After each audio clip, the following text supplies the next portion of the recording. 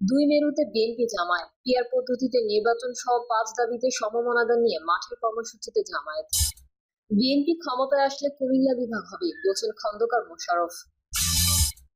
এবং সর্বশেষ জানাবো বিসিবি নির্বাচন নিয়ে হাইকোর্টের আদেশ স্থগিত, চিঠি বৈধ।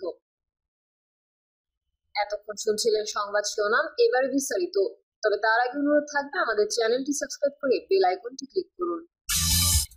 দুই মেরুতে বিএনপি জামায়াত পিআর পদ্ধতিতে নির্বাচন সহ ৫ দাবিতে সমমনাদা নিয়ে মাঠের কর্মসূচিতে জামায়াত। গণঅভ্যুত্থান পরবর্তী নতুন বাস্তবতায় ক্ষণে ক্ষণে রং বদলাচ্ছে দেশের রাজনীতির, বদলে যাচ্ছে রাজনৈতিক দলগুলোর পারস্পরিক সম্পর্ক। ক্ষমতায় যাওয়ার মিশনে হিসাব নিকাশের পাল্লায় শত্রু হয়ে যাচ্ছে মিত্র, আবার পরীক্ষিত মিত্র আবির্ভূত হচ্ছে শত্রুর ভূমিকায়।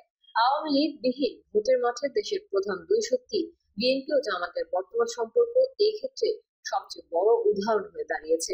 দল দুটির মুখোমুখি অবস্থানে উত্তপ্ত হয়ে উঠেছে রাজনীতির মাঠ। নির্বাচনকে ঘিরে দুই দলের পরস্পর বিরোধী অবস্থান সংঘাতময় পরিবেশের জন্ম দিতে পারে বলেও আশঙ্কা করা হচ্ছে। জুলাই গণঅভ্যুত্থানের পথ পরিবর্তনের পর থেকেই রাজনীতিতে সমান তালে সরব রয়েছে বিএনপি ও জামায়াত। পরিবর্তিত পরিস্থিতিতে দল দুটির কর্মকাণ্ড পর্যালোচনা করলে দেখা যায় প্রায় সব ইস্যুতেই দ্বন্দ্বে জড়িয়েছে এবং জড়াচ্ছে তারা। কোনো বিষয়েই এতটুকু ছাড় দিচ্ছে না কেউ কাউকে। সংস্কার নিয়ে জাতীয় ঐকমত্য কমিশনের উদ্যোগের পর থেকে এই দ্বন্দ্ব আরো খোলামেলা হয়। দুই দলের দ্বন্দ্ব এখন আলোচনার টেবিল থেকে মাঠের কর্মসূচিতে গড়িয়েছে। ঐকমত্য কমিশনের আলোচনার মধ্যেই জুলাই সনদের ভিত্তিতে জাতীয় নির্বাচন অনুষ্ঠান সহ ৫ দাবিতে সমমনা দলগুলোকে নিয়ে ৩ দিনের কর্মসূচি পালন করছে জামায়াত। বিএনপির দিকে ইঙ্গিত করে জামায়াতের পক্ষ থেকে অভিযোগ তোলা হয়েছে অন্তর্বর্তী সরকার একটি দলকে বেশি গুরুত্ব দিচ্ছে। এই অবস্থায় আলোচনার টেবিলে সম্ভব নয় বলেই দাবি আদায় করতে তারা রাস্তায় নেমেছে। জামায়াতের কর্মসূচি পালন নিয়েও কথার লড়াই চলছে। সরকারের ঘোষিত সময় অনুযায়ী নির্বাচনের দিন যতই ঘনিয়ে আসছে এই লড়াই আরো জমে উঠছে। এতদিন ধরে বিএনপিকে ক্ষমতার দাবিদার মনে করা হলেও এখন জামায়াতও নিজেদের সেই অবস্থানে ভাবতে শুরু করেছে। গত শুক্রবার চট্টগ্রামে জামায়াতের সমাবেশে দলটির আঞ্চলিক পরিচালক মোহাম্মদ শাহজাহান বলেন, আগামী জাতীয় সংসদ নির্বাচনে জামায়াতে ইসলামী সরকার গঠনের মতো আসনে বিজয়ী হবে। জামায়াতে ইসলামী সরকারি দল হবে, বিএনপিকে বিরোধী দলে যেতে হবে। জামায়াতে তার এই বক্তব্য নিয়ে রাজনৈতিক মহলে ব্যাপক চর্চা হচ্ছে এই মুহূর্তে। জামায়াতের এমন আত্মবিশ্বাসের পেছনে কারণ খোঁজার চেষ্টা করছেন বিশ্লেষকদের অনেকে। তারা বলছেন পথ পরিবর্তনের পর জামায়াত নিজেদের নানাভাবে গুছিয়ে নিয়েছে। তারা ধীরে ধীরে নির্বাচনের প্রস্তুতি নিয়েছে। এর মধ্যে ঢাকা বিশ্ববিদ্যালয় সহ দুটি ছাত্র সংসদ নির্বাচনে ছাত্র শিবিরের জয়ের ধারাবাহিকতা দলটিকে আত্মবিশ্বাসী করে তুলেছে। অন্যদিকে গত ১ বছরে নানা অপকর্মের অভিযোগে ভোটের মাঠের প্রধান প্রতিদ্বন্দ্বী বিএনপি নানাভাবে তাদের ভাবমূর্তি ঘুরিয়েছে। সাংগঠনিক দুর্বলতা দৃশ্যমান হয়েছে। এতে জামায়াতে আত্মবিশ্বাস আরো বেড়েছে। তবে এমনটা মানতে নারাজ বিএনপি নেতারা। তারা বলছেন বিএনপিকে নিয়ে জামায়াত সহ তাদের বলয়ের দল ও সংগঠনগুলো অপপ্রচার করছে। বিএনপির বিপুল জনসমর্থনের বিপরীতে তারা ভোটের মাঠে ভালো করতে পারবে না বলেই জুলাই সনদ বাস্তবায়নে আইনি ভিত্তি চাচ্ছে সাংখ্যানুপাতিক প্রতিনিধিত্ব পদ্ধতির মতো অযৌক্তিক দাবি নিয়ে আন্দোলনে নেমেছে। শেষ বিচারে জামায়াত শিবিরের ফাঁদে পা না দিয়ে জনগণ বিএনপিকে রাষ্ট্র ক্ষমতায় নিতে বেছে নেবে বলে মনে করেন বিএনপি নেতারা। এই অবস্থায় ক্ষমতায় যাওয়ার বিষয়ে জামায়াতের আত্মবিশ্বাসকে চ্যালেঞ্জ করে দিয়েছে বিএনপিও। একই সঙ্গে ঐকমত্য কমিশনের আলোচনার মধ্যে রাজপথের কর্মসূচি নিয়েও প্রশ্ন তুলেছেন দলটির নেতারা।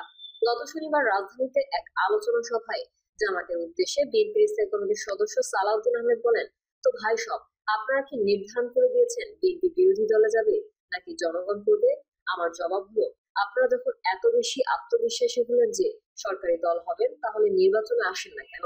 আজকে এই বাহানা, কালকে এই বাহানা, পরশু এই বাহানা দিয়ে নির্বাচনকে বাধাগ্রস্ত করতে চাচ্ছেন কেন? উদ্দেশ্য কি সেটা তো আমরা জানি, আরো কিছুদিন পর বলবো। এদিকে গত বৃহস্পতিবার বেসরকারি একটি টিভি চ্যানেলের টক শোতে বিএনপির স্বনির্ভর বিষয়ক সম্পাদক ও সাবেক এমপি নীলোফার চৌধুরী মনি বলেন, আওয়ামী লীগ সরকারের সময় নিজেদের পরিচয় গোপন রেখে ছাত্র শিবিরের হেলমেট বাহিনী ছিল। একই সঙ্গে বুয়েট শিক্ষার্থী আবরার ফাহাদকেও তারা হত্যা করেছে। গত শুক্রবার এক বিবৃতিতে বিএনপি নেত্রীর এই বক্তব্যকে মিথ্যাচার আখ্যা দিয়ে তীব্র নিন্দা ও প্রতিবাদ জানিয়েছে বাংলাদেশ ইসলামী ছাত্র শিবির। এই বক্তব্য প্রত্যাহার করে ক্ষমা না চাইলে তার বিরুদ্ধে আইনি ব্যবস্থা নেওয়া হবে বলেও সংগঠনটির পক্ষ থেকে হুমকি দেওয়া হয়েছে বিবৃতিতে। বিএনপি জামায়াতের পরস্পর বিরোধী এমন অবস্থান নিয়ে মিশ্র প্রতিক্রিয়া রয়েছে রাজনৈতিক বিশ্লেষকদের মধ্যে। তাদের অনেকেই বলছেন বিএনপি মধ্যমপন্থী রাজনৈতিক দল, জামায়াত সহ ইসলামপন্থী দলগুলো ডানপন্থী। এখানে আদর্শিক মেরুকরণ আছে। যার হাত ধরে পরস্পর বিরোধী পাল্টাপাল্টি অবস্থান বা জনগণকে হিংসাত্মক পরিস্থিতির দিকে নিয়ে যাওয়ার প্রবণতা সৃষ্টি হচ্ছে, যা উদ্বেগের কারণ হতে পারে। ঢাকা বিশ্ববিদ্যালয়ের কমিউনিকেশন ডিসঅর্ডার্স বিভাগের চেয়ারম্যান শারমিন আহমেদ আজকের পত্রিকাকে বলেন, দেশের ভবিষ্যৎ রাজনৈতিক মাঠ আরো কিছুদিন অস্থিতিশীল থাকবে। দলগুলো নিজ আদর্শকে মাথায় রেখে যে কর্মসূচি দিচ্ছে তাতে রাজনৈতিক মাঠ এখন উত্তপ্ত হচ্ছে। নির্বাচন যত ঘনিয়ে আসবে তত বেশি উত্তপ্ত হবে। আবার বিশ্লেষকদের কারো কারো অভিমত, রাজনীতিতে চিরবন্ধু বা চিরশত্রু বলে কিছু নেই। রাজনৈতিক আদর্শের ক্ষেত্রে বিএনপি ও জামায়াতের ভিন্নতা রয়েছে। রাজনৈতিক গাঁটছড়া থাকলে যে দুজন সবসময় একসঙ্গে থাকবে তা নয়, কারণ দুটি দলেরই লক্ষ্য হচ্ছে রাষ্ট্র ক্ষমতায় যাওয়া। ক্ষমতায় যাওয়ার জন্য যে যার মতো চেষ্টা করবে, এটাই স্বাভাবিক। বিএনপি জামায়াতের পরস্পর বিরোধী অবস্থানকে রাজনৈতিক বৈরিতা বলতে নারাজ ঢাকা বিশ্ববিদ্যালয়ের রাষ্ট্রবিজ্ঞান বিভাগের অধ্যাপক ডক্টর সাব্বির আহমেদ। তিনি বলেন, এটা তাদের পরস্পরের স্বতন্ত্র অবস্থান। এখানে জামায়াতের রাজনীতি জামায়াত করছে, বিএনপির রাজনীতি বিএনপি। সেটা করতে এক পক্ষ আরেক পক্ষকে আক্রমণ করতেই পারে। এর মধ্যে রাজনৈতিক ধরাবাঁধা নিয়ম নেই। বিএনপির নীতির সমালোচনা জামায়াত করতেই পারে, পক্ষান্তরে জামায়াতের নীতির সমালোচনাও বিএনপি করতে পারে। এদিকে জাতিসংঘের সাধারণ অধিবেশনে যোগ দিতে গতকাল রোববার নিউ ইয়র্কের উদ্দেশ্যে রওনা হয়েছেন অন্তর্বর্তী সরকারের প্রধান উপদেষ্টা ডক্টর মোহাম্মদ ইউনূস।